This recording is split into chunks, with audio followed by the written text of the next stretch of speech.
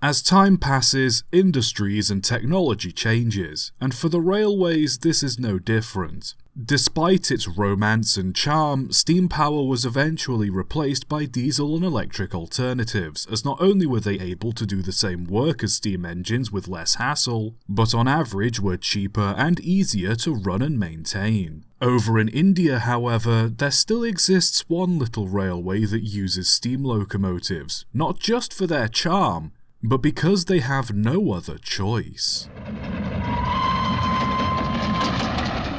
During the British rule of India, many of the ruling Raj found the warm climate in the south to be somewhat uncomfortable. As such, the Nilgiri hills became a favoured getaway for many, as not only was it out of the way of the hustle and bustle of the rest of the country, but also had a much cooler climate. Udagamandalam, or Ooty as it's better known, became a popular summer getaway for British officials, and for a while served as the capital of the Madras Presidency.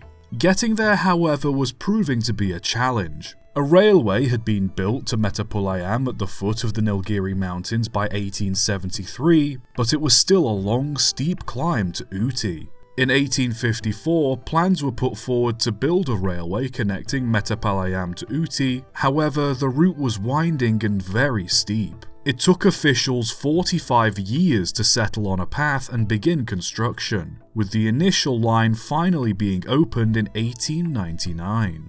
The railway was built to meet a gauge, but struggled to find any engines capable of climbing the grades on the line. It was decided that a rack rail would make climbing the line much easier, and so various parts of the route had a third rail lined with metal teeth fitted between the tracks. Custom 240 locomotives were ordered from Bayer Peacock to run on these rails, fitted with 2 high-pressure cylinders and 2 low-pressure ones. The high-pressure cylinders powered the main driving wheels, while the low-pressure ones powered a set of geared wheels positioned between the engine's frames. These geared wheels would lock with the toothed rails, helping the engines climb the grades. An additional 4 double Fairley engines were acquired in 1907 to help operate the line, but I can't find any information on whether they were equipped with rack and pinion equipment, and the pictures I've found are too low quality to tell. But given that they were initially built to work in Afghanistan, it's fair to say that they weren't, and it's likely that without the equipment they would have found the grades hard to tackle.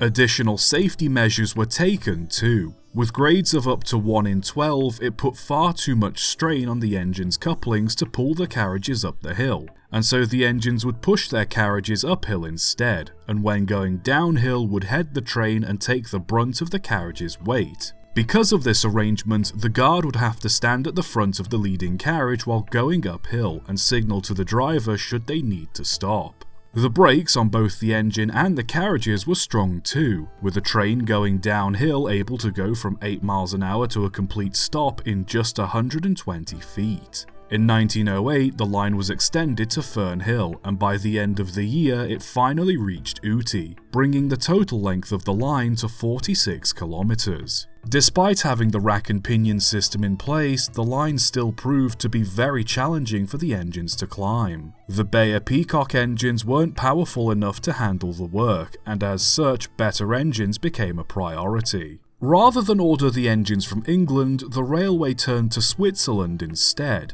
17 rack and pinion locomotives were ordered from the Swiss Locomotive and Machine Works, with the first 12 being delivered between 1914 and 1925, and the last 5 arriving in 1952. These 082 engines had small 815mm driving wheels to provide them with better traction, and just like the Bayer Peacock engines, had 2 high-pressure cylinders and 2 low-pressure ones. The low-pressure ones being used to drive 2 geared wheels set in the middle of the engine. Dubbed the X-Class, they quickly proved themselves as reliable machines, handling the steep grades of the Nilgiris with relative ease compared to the Peacocks and the Fairleys. The Fairleys were withdrawn in 1914, essentially as soon as the Class X's showed up, with the Peacock engines not lasting much longer. Even with their amazing performance, the X's still suffered on the climb to Uti, the trip taking around 5 hours to complete, with some parts of the line so steep that it would take 1 hour just to travel 3 miles. The climb wasn't the only trouble the railway faced.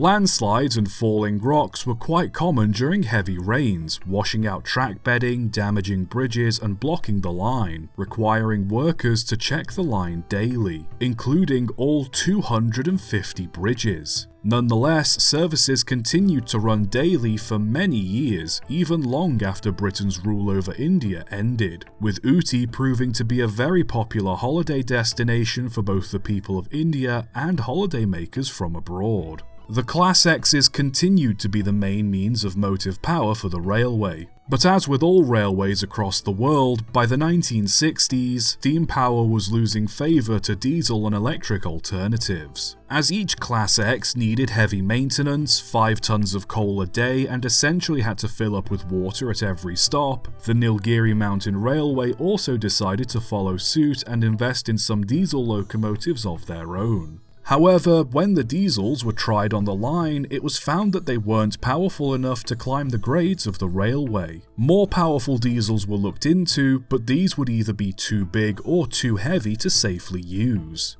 Electrification was possible, but not only was the track already difficult to maintain, but laying miles and miles of electric rails or overhead wires through the dense forests would be a monumental task and pose a serious risk to both the locals and wildlife. As the line was only single-tracked, trains were infrequent, usually only 2 a day. As such, the railway line became an easy way for locals to safely walk up and down the mountain. On top of that, animals like elephants frequently hang around the stations to drink from water towers, and bonnet macaques wait for passenger trains so that tourists can feed them. And given that a lot of India's wildlife is protected, high voltage lines running through their territory would pose a serious risk. As such, the railway had no choice but to continue to run and maintain their fleet of steam engines even to this day, with them pushing trains up the Nilgiri hills from Mettupalayam to Kannur. As the line is fairly level from there on, a diesel takes over the train and takes it the rest of the way from Kannur to Uti.